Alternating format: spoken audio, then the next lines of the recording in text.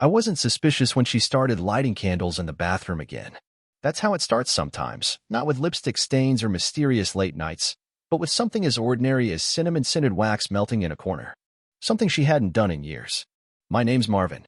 I've never posted on Reddit before, but tonight I'm staring at a hallway full of shadows and silence, and I need to put this somewhere before I lose my grip on what's real. I'm 43, married to a woman named Darcy. We've been together for 14 years, married for 12. No kids. Just a cat named Bishop who likes her better, and a garden she always meant to finish. It was 7:42 p.m. when she walked into the living room and said, "I'm heading out this evening." No context. No question. Not even a glance in my direction. She wore perfume I hadn't smelled in 5 years. The navy blouse she claimed was too tight. And heels. Darcy hadn't worn heels since her promotion at the library. I stared at her like a stranger had walked in wearing my wife's bones. That's when I said it. If you walk out that door, don't bother coming back. The line came out sharper than I expected. Not because I wanted to fight, but because something in me whispered this was it. The line. And she'd been standing on it for weeks. She didn't yell, didn't even flinch. Just froze for a second, then gave a little shrug. Like I'd told her I was out of milk. Then she left. Without her coat. Without checking the mirror. Without looking back. I just stood there. The air in the room felt different, as if it knew I was alone now. Here's the thing. I'm not a dramatic man. I'm the type who watches documentaries about tree frogs. I collect antique maps. I've worn the same brand of sneakers since 2009. But that night, after she left, something in me fractured in a way I didn't know was possible. I didn't chase her. I didn't text. I didn't scream. I opened the kitchen drawer, the one with her emergency charger, our spare keys, and a folder labeled house stuff, and started looking for things she probably thought I'd never notice. And what I found didn't hit me like a truck. It hit like water creeping through the cracks of your house, silent, slow, unstoppable. A receipt from a boutique hotel 3 towns over. Dated last Sunday. Not in her name, but a man's name, Corbin M. She said she'd been at her friend Margot's helping with a dog-sitting emergency. A dry cleaning ticket for a men's jacket. Size large. She hadn't mentioned any guy needing his coat cleaned. Then the final straw, a card, and signed, tucked into a gardening book. I almost missed it. I missed the way you breathe when you're next to me. I sat on the couch for a long time after that. I didn't cry. I just listened to the clock ticking and the sound of Bishop scratching the door like he knew something was wrong. I don't know who Corbin is. Not yet. But I know how Darcy looks when she's guilty. And when she walks back through that door, if she dares, I won't be the man she left behind. I'll be the one telling the story. And this is just the beginning. The house didn't feel like mine anymore. It's strange how quickly silence starts sounding hostile. Every ticking second, every distant car horn, every creak of the heating system felt like it was mocking me. I poured myself a cup of coffee I didn't want and stood by the front window, staring at the driveway like she might suddenly come racing back, arms open, full of apologies. But the driveway stayed empty. And so did I. My mind kept going back to that hotel receipt. Corbin M. I didn't recognize the name, but something about it irritated me, like a splinter under the skin.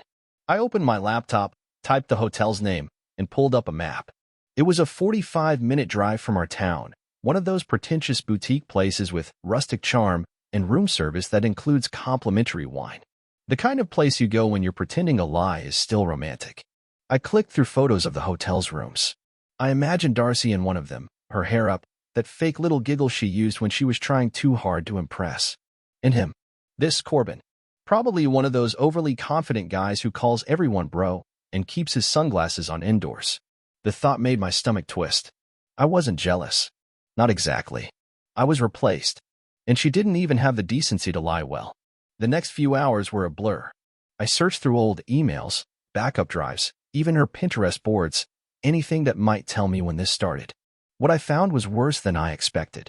Hidden in her saved folder was a travel itinerary, booked under her name, and another one I didn't recognize.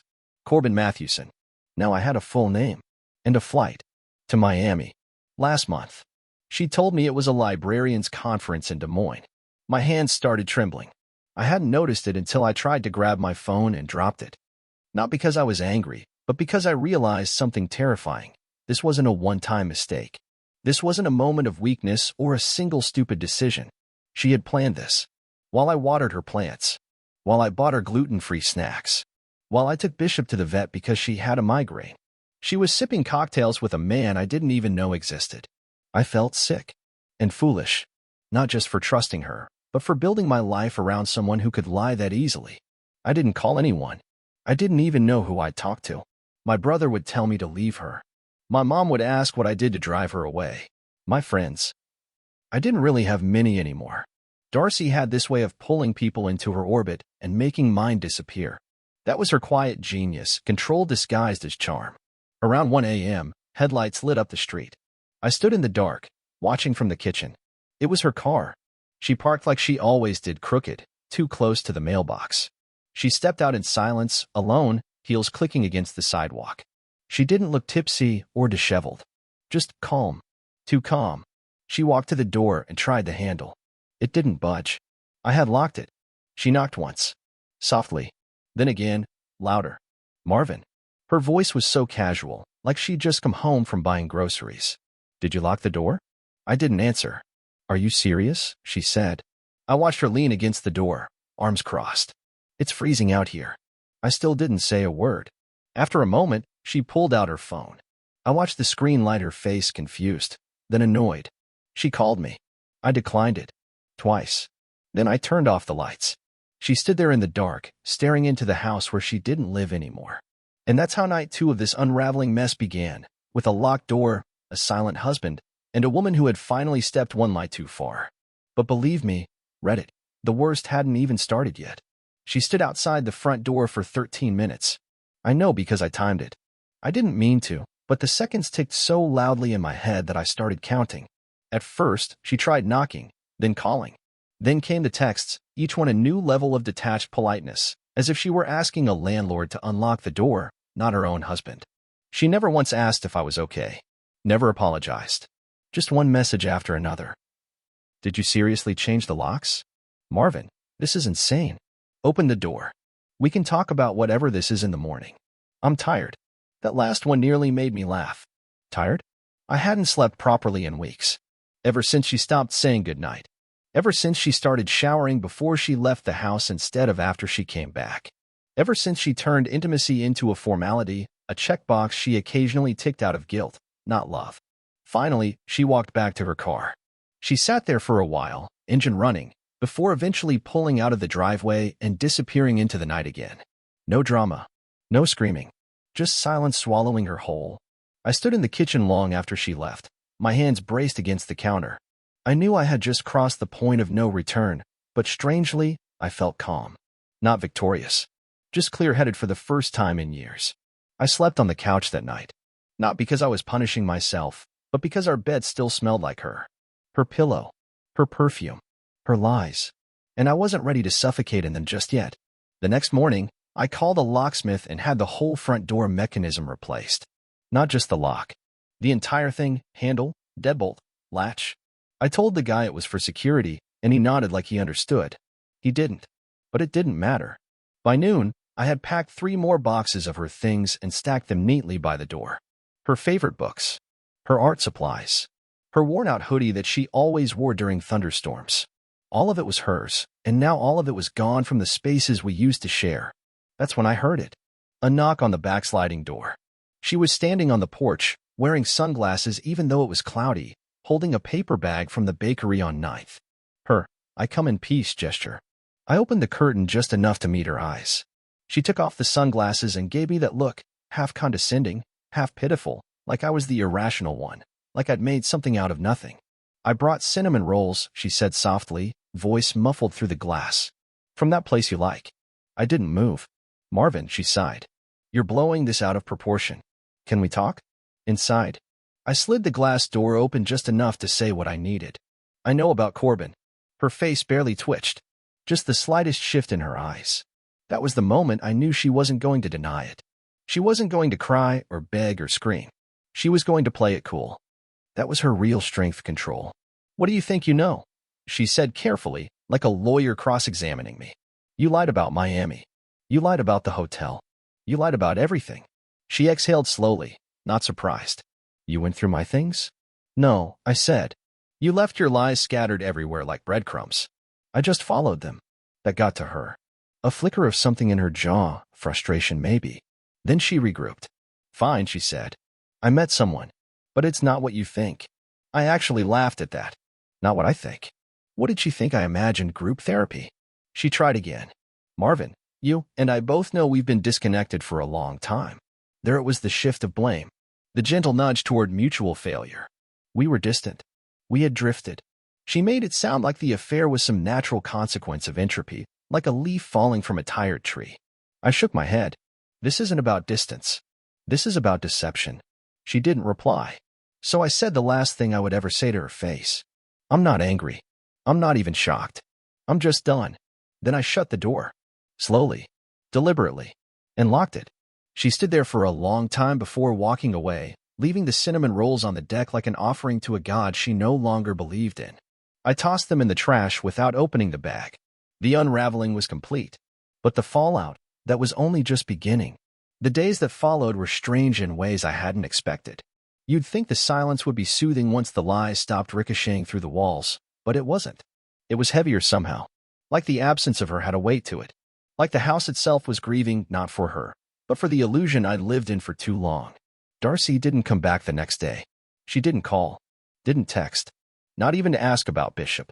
That silence said more than any argument ever could. But the world outside kept spinning. Trash trucks still passed by. The mail still came. I still made coffee in the morning, poured it into the same mug she bought me on our 4th anniversary. The one that said, best listener in the world.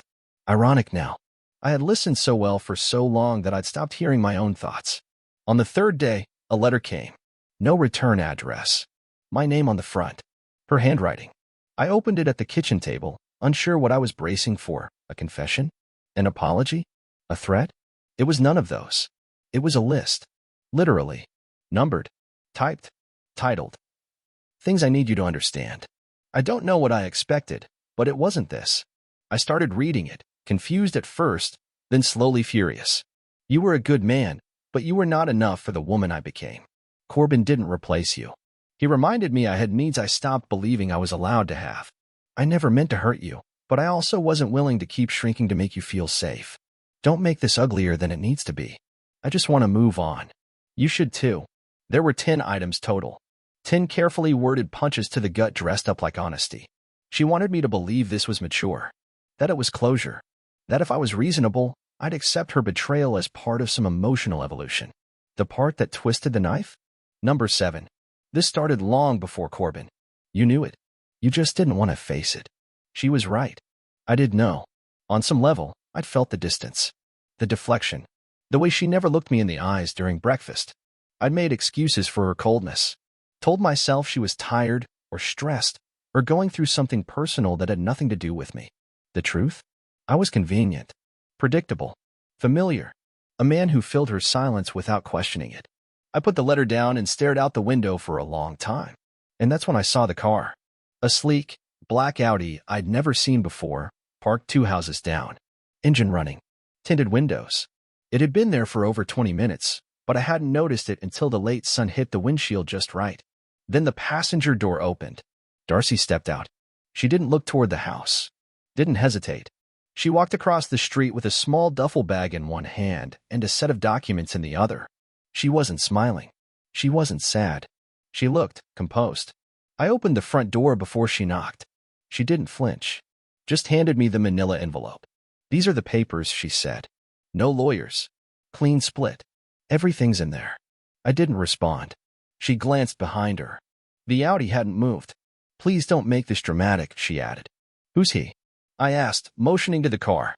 She hesitated, then answered honestly. Corbin. Of course it was. I almost laughed.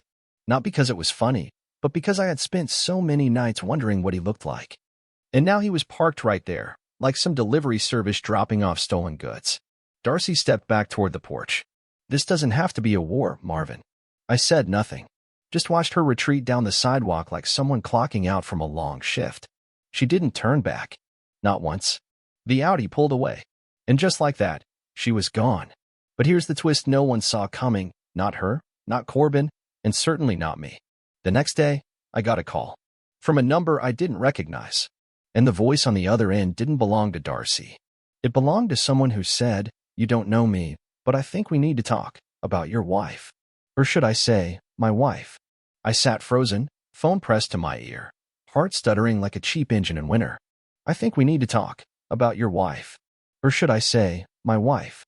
The voice on the line was low, almost too calm, like someone trying very hard not to explode. I didn't answer right away. Part of me thought it was a prank, but deep down, I knew better. The kind of silence that followed a sentence like that, it wasn't something you could fake. Who is this? I asked. There was a pause. My name's Ellis, the man said. Ellis Matthewson. My blood ran cold. Matthewson. Corbin. Corbin was his middle name. I stood up from the kitchen chair without realizing it, knocking it over in the process. The sound startled Bishop, who bolted into the hallway. I barely noticed. You're saying Darcy's been seeing a married man? I asked, voice hoarse. He laughed. It wasn't joyful. It was bitter. Hollow. Not just seeing. Living with. Sleeping with. Building a whole alternate life with. I found out 3 nights ago. She told me you were her brother. I almost dropped the phone. She said what? Her brother, Marvin, Ellis repeated.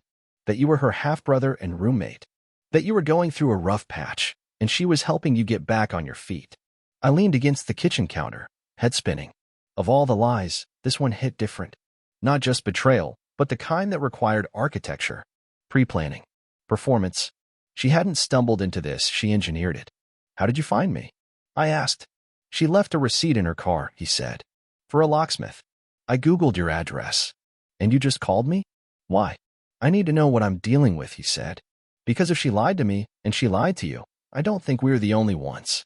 There was silence again. It wasn't awkward. It was mutual recognition, 2 strangers simultaneously realizing they'd been cast in the same twisted play without reading the script. He finally said, I think you deserve to know what she's been doing behind your back. But I also think I deserve to know what she's doing behind mine. I agreed to meet him the next day. Neutral place. Daylight. No theatrics. We chose a park on the edge of town, public, open, safe. I barely slept that night. Not because I was afraid. Because I didn't know what scared me more, that Ellis might be lying, or that he was telling the full, unvarnished truth. I arrived early, sat on a bench beneath a dying maple tree. The air smelled like late autumn, smoke, wet leaves, and something faintly sweet. I watched joggers pass by, mothers push strollers, kids chase geese. None of them knew that 2 broken men were about to compare notes on the same ghost of a woman. Ellis showed up exactly at 11 a.m. Tall, clean-cut, expensive coat. The kind of man Darcy would have called polished behind my back. But his eyes were wrecked, hollowed out. He looked like a man who'd rehearsed this confrontation 100 times in the mirror and still didn't know what to say. Marvin? He asked, extending a hand. I shook it. We sat. No small talk. No fake smiles. He pulled out a folder. Inside were photos, screenshots of texts. Airline tickets. Photos of Darcy in cities I'd never even heard her mention. Different hairstyles. Different clothes. Different aliases. She told me her name was Danielle, he said. Said she was a freelance consultant. Said she didn't believe in marriage. I felt sick. He flipped the page. There was a selfie of her at a beach resort, kissing his cheek. She looked radiant. Relaxed. Like a woman on vacation with no husband waiting at home. She's been doing this for years, he continued. I tracked at least 3 different apartments she's rented under different names. She uses fake email accounts. Travel reward programs tied to old college aliases. I don't even know her real last name. He looked at me then. Do you? I didn't answer. Because suddenly, I wasn't sure. I had known her as Darcy Whitlow, but I'd never seen her birth certificate. Never met any of her extended family. She claimed her parents were gone. No siblings. No cousins. Everything about her past had been vague. Selective. She'd always said she liked mystery. But this wasn't mystery. This was deception at a clinical level. Ellis leaned forward, voice lower. I don't think she's who either of us think she is. And I don't think we're her only casualties. That word, casualties, landed hard. He wasn't being dramatic. He was being precise. Because that's what we were. Not victims of an affair. Victims of a con. And for the first time since she walked out that door, I felt something sharp rise inside me, not just betrayal or confusion. Resolve. Because if she thought she could vanish without consequences, she was wrong. And if there were more men like Ellis, maybe it was time we all stopped playing the part of her footnotes. Ellis and I sat on that park bench for over an hour, but it felt like 5 minutes. Every sentence we traded made Darcy feel less like a person we knew and more like a character from a movie neither of us had agreed to be in. I learned things I never wanted to know. She'd met Ellis 2 years ago, during a conference in Chicago where she was pretending to be a brand strategist named Danielle Kessler. She told him she was from Portland, recently divorced, and freelancing while trying to rediscover herself. That line made me feel physically ill. It was the same excuse she used to cancel our anniversary dinner last year. He'd fallen hard for her. I didn't blame him. She was clever, well-spoken, endlessly curious, at least in the ways that made men feel heard. But now, all I could hear in Ellis's voice was the same confusion I'd been carrying in my chest for weeks. He hadn't just been cheated on, he'd been erased, rewritten, bent into the shape of a lie that served her. And apparently, he wasn't the only one. Ellis had done his homework. After finding out about me, he got obsessive. He traced 2 more aliases through scraps of information he'd uncovered on a backup email account Darcy had forgotten to log out of on his tablet. One identity was Marla Jennings, used in Santa Fe 3 years ago. The other, Rachel Dean, used on a travel blog account tied to several hotel reservations in British Columbia. Everywhere she went, she changed her skin like a snake. New names, new stories, new men. He passed me a flash drive. "There's a lot on here," he said. "Photos, receipts, emails." "I thought you should see it." I didn't want to look. I didn't want to scroll through images of the woman I married pretending to be a dozen other women. But I also knew I had to. This wasn't about jealousy anymore. It wasn't even about heartbreak. It was about finally understanding who I had shared a home, a bed, and a future with. And it turns out, I never really did. That night, I plugged the flash drive into my laptop. I sat alone in my living room, the same room where Darcy and I had once curled up watching documentaries on obscure lighthouses or laughing over cheap wine. The same room where she had laid her head on my chest and told me she felt safe. Now, the same space was lit only by the cold glow of my screen. The files were organized in folders by city: Chicago, Vancouver, Dallas, Asheville. In each one, the same face stared back at me, but always slightly different. Sometimes she had red hair, sometimes blonde. Sometimes she wore glasses. In Vancouver, she dressed like a hiker. In Asheville, she posed in cafes with books she'd never owned. But the eyes were always the same: sharp, playful, watchful. I scrolled through photo after photo of her with other men. Some looked younger, some older.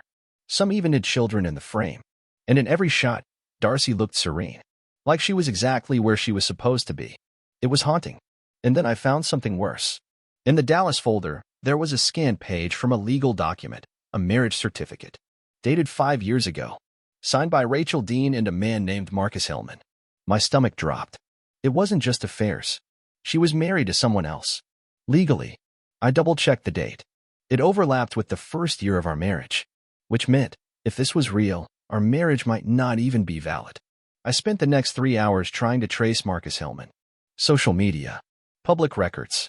I eventually found a property record that matched his name to an address in Houston. I didn't call. Not yet. I wasn't ready for what that conversation might unlock. But I knew one thing with absolute clarity. Darcy wasn't just living a double life. She was living multiple lives. She wasn't running from something. She was running toward chaos. Constructing realities, controlling people, bending the world around her to keep from ever having to look inward. I had thought I was the broken one in our marriage. I had blamed myself for the emotional distance, for not noticing her sadness, for not being exciting enough. But this wasn't about me. This was who she was. A shapeshifter with a ring collection, a fake backstory for every city, and no loyalty but to the next thrill. By morning, I hadn't slept. I sat on the porch as the sun came up, wrapped in a hoodie that still smelled like her old shampoo. For a brief moment, I wondered if maybe I'd made this all bigger than it was. Maybe she just panicked. Maybe she just needed help. Then I remembered the look on her face when she handed me those divorce papers. No remorse.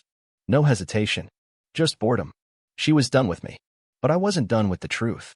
Because if she could build a lie this elaborate, this convincing, this wide-reaching, then who else had she destroyed on her way to whatever she was chasing? And why? That was the question that haunted me most. Not how she did it, but why. And I had a feeling I was about to find out. I thought I'd feel something when I rang the doorbell. Fear, maybe. Or anger. Maybe the jittery adrenaline you get before a confrontation.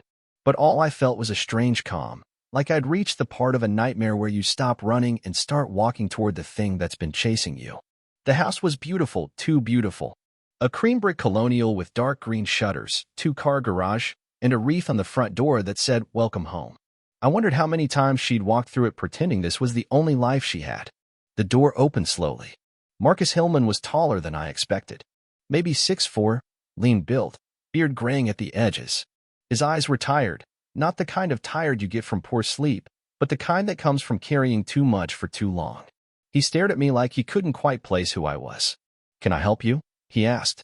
I cleared my throat. "Are you married to a woman named Rachel Dean?" His brow furrowed. I was. I swallowed. "I think we need to talk." He didn't ask questions. Just opened the door wider and gestured me in. The house smelled like lemon cleaner and fresh bread. Somewhere, a slow jazz playlist was humming through ceiling speakers. Everything was perfect, except the man who lived in it. We sat in his kitchen. Polished granite counters. Not a single item out of place. He poured 2 glasses of water. No coffee, no beer, no formalities. Just silence and the slow sound of ice melting. "I haven't seen Rachel in nearly 4 years," he said, staring into the glass. "She left one morning and never came back. No note. No warning. She just disappeared." I nodded slowly. She didn't disappear. She just moved on. With a new name. A new husband. His face didn't change. I pulled out my phone and slid it across the table. A photo of Darcy and me at a wedding. She was laughing, head tilted back. Her hand on my chest. She looked happy. Real. Marcus didn't look at the photo. Just stared at me. "You married her?" he asked. "Yes." He finally picked up the phone, stared at the screen for a few seconds, then set it back down. "She said she couldn't have kids," he said quietly. "Said it would ruin her body. But she cried every time one of her friends got pregnant." I didn't know what to say to that. "She said she was an interior designer," he continued. "Traveled a lot. Business trips, late-night calls. I thought I was supporting her career. Turns out, I was just funding her escape." He looked up at me. "Did she ever tell you about her brother?" I blinked. "She told another man I was her brother." He shook his head. "No. I mean, an actual brother. Named Evan. Died when he was 15. Car accident." She blamed herself. I felt my heart jolt. "She told you that?" I asked. He nodded. "It came up once. Said it's why she doesn't believe in attachments. Said everyone she loves dies or leaves." "She told me she was an only child," I said. "Said both her parents died of cancer when she was in college." Marcus scoffed. "They're alive. I met them. At our wedding." My hands started to tremble slightly. "I don't understand," I said. "How does someone keep so many stories straight? How do you live like that?" "I don't think she does," Marcus said. "I think she believes every one of them. When she's in a role, it's not a lie, it's her reality. At least for a while." We sat in silence for several minutes. Then he stood up, opened a drawer, and pulled out a small wooden box. Inside were old photographs. Darcy as a redhead, Darcy as a brunette, Darcy wearing thick-framed glasses and floral skirts. In one, she was holding a baby. The child wasn't hers. He explained it was a friend's kid she used to babysit. But the way she held him, the way she looked at the camera, it didn't look fake. It looked maternal. Warm. "Do you think she ever loved either of us?" I asked. Marcus didn't answer for a long time. Then he said, "Maybe, but not in the way we wanted her to. She loved the version of herself that we made possible. When she looked at us, she didn't see people, she saw stages, costumes, scripts. And when the scene ended, she walked off. I left the house feeling like I'd stepped out of a different universe. A timeline I'd never lived, but somehow belonged to. I couldn't stop thinking about what Marcus said. That Darcy's lies weren't just lies. They were alternate realities. And once she was done with one, she slipped into another like a new dress. That night, I got another message. Not from Ellis. Not from Marcus. But from a woman named Sabrina. The subject line was simple. She was engaged to my brother. And beneath that was a single sentence that changed everything. He died thinking she loved him. You and I both know she didn't. The email from Sabrina hit me harder than I expected. She had attached a photo, her brother and Darcy, standing on a boardwalk somewhere near Seattle, arm in arm. Darcy looked different in that picture. Not just her hair or her clothes, but her expression. She didn't have that gleam in her eye. She wasn't performing. She looked quiet. Sabrina explained that her brother, Julian, had met Darcy, who went by Claire back then, while recovering from surgery. She was a nurse at the time, or at least she claimed to be. They fell in love quickly. She moved in with him. She helped him through chemotherapy. She gave him hope. Then one day, she was gone. She didn't even show up to his funeral. That email broke something in me. Not because I was surprised by the lie, but because I realized just how many lives she'd drifted through, leaving emotional wreckage like forgotten souvenirs. Julian had loved her until his final breath. He died believing she was his forever, and she vanished like smoke. I wrote Sabrina back, not out of bitterness, but to thank her for showing me that this wasn't about me, that I hadn't failed, that I wasn't alone. In the weeks that followed, I stayed off social media. I ignored texts from friends who had finally heard the gossip. I stopped checking the driveway, stopped waking up in a panic thinking she might come back, keys jingling in her purse like nothing happened. She never did. Not a word. Not a call. Not a trace. At first, I wanted closure. I thought I needed her to apologize, to explain, to own what she'd done. But the more time passed, the more I understood that closure wasn't something she could give me. It was something I had to give myself. So I gave it. I donated everything she left behind. Her clothes, her books, her fake smiles folded into greeting cards. I replaced the couch we used to watch movies on, repainted the bedroom, tore up the garden she never finished, and planted something new. Nothing fancy, just lavender and rosemary, things that smelled like renewal. And then I did something I never thought I would. I forgave her, not because she deserved it, but because I did. I refused to carry her shadow any further. Darcy, or Rachel, or Danielle, or Claire was a chapter one didn't choose to be in. But I closed it anyway, carefully, without anger, and I started a new one. I signed up for a photography class at the community center, something I'd always wanted to do, but never had time for because I was too busy keeping someone else's world spinning. I started going on long walks with Bishop, who eventually stopped hiding under the bed and started sleeping beside me again. I reconnected with my brother. I even reached out to Ellis. We grabbed coffee one morning. We didn't talk about her. We just existed. Two men who had once loved the same ghost. Months passed, then seasons. And somewhere in the middle of all that silence and space, I found something I hadn't felt in a long time. Myself. The real me. The one who didn't need anyone's permission to be whole. And as I sit here now, writing this final post, I realize something simple, something powerful. Sometimes the person who walks out the door is the best thing that ever happened to you. Not because of what they did, but because of what you finally learned to do without them.